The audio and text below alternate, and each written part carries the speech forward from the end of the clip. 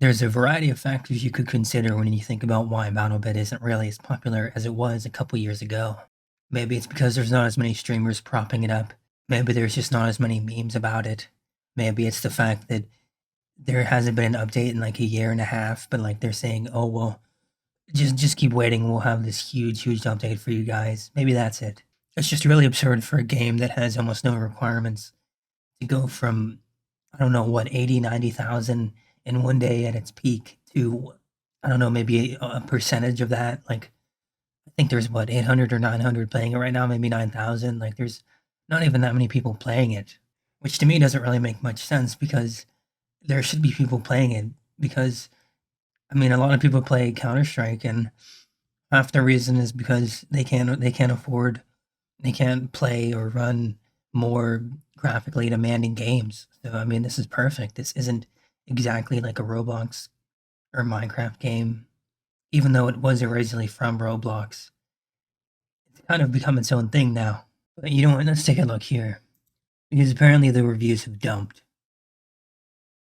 I understand that an overhaul of the game is in the works, and I can even see the wisdom in keeping your head down and working.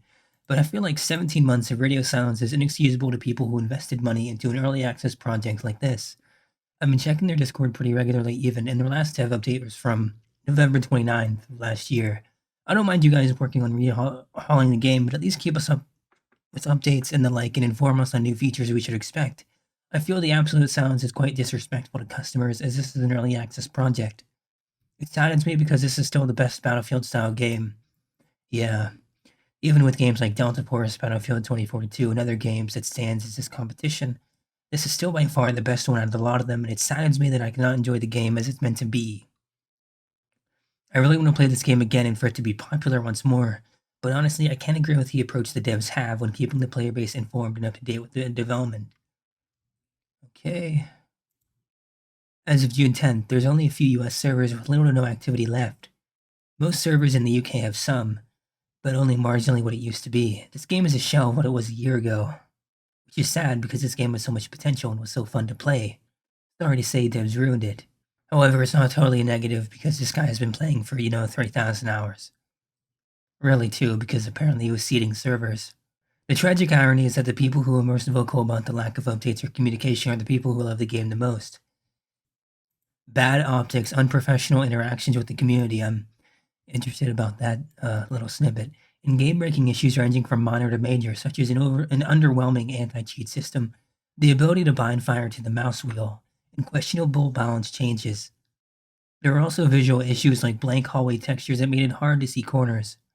But with the new update and taking into account that it's early access, developed by a tiny team, the game still delivered a golden era. That alone is something to appreciate.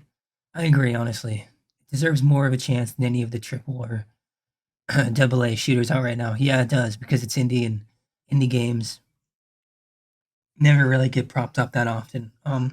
But I mean, I get it. The whole update situation, how they're handling it. It's been what, at least 7 months without an update, at least a post. I mean, come on, you could at least throw out a post and say, "Hey guys, this is what we're doing. This is what we're working on. This is what you have to look forward to." But no, I guess not. That's not going to happen. At around 15 euros, it's a good game. As an early access that you want to see grow and expand, not recommended. As the game it is today, yeah, for the price. I don't know, $15, euros, pounds. I feel like it'd be better around 10, maybe 5. I wouldn't say 15. I mean, goddamn. And then it just kind of devolves into the same thing over and over. However, according to this post, it says 18 months, so I don't know. People were saying November, people were saying 18 months. I don't know what to believe. However, I think the consensus is that it's just abandoned.